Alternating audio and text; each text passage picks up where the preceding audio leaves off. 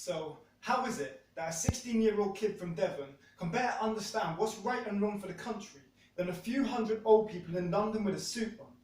I ain't preaching, but when life gives you lemons, they're probably sitting eating soup with croutons whilst kids are out dying because ISIS blew the roof off. Oh wait, take that back and let it sit. Instead of trying to react, you try to cover up the fact that you're too scared to speak out against a militant group. And yet, you take 2 years to negotiate a Brexit deal in the best interest of the people. Nurses are left homeless and patients are looking feeble.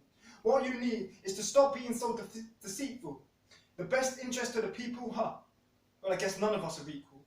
3 billion on a ship that's supposed to protect us, but the only threat I see is losing the NHS and free education, private doctors and corporate associations that dodge tax at any cost, that can let people go from jobs without even a second thought.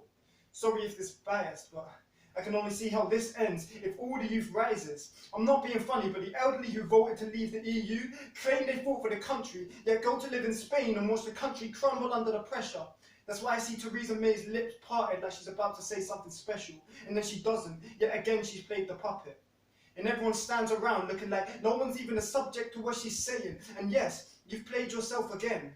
Plagued the life you thought you had. If you can rise up and speak for yourself, if you disagree with me, I challenge you to tell me why you think I'm wrong.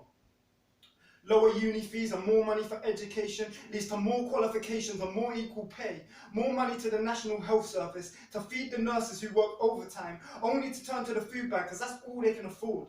The country's not going forward. I think the government should go to jail for committing mass fraud. Thank you.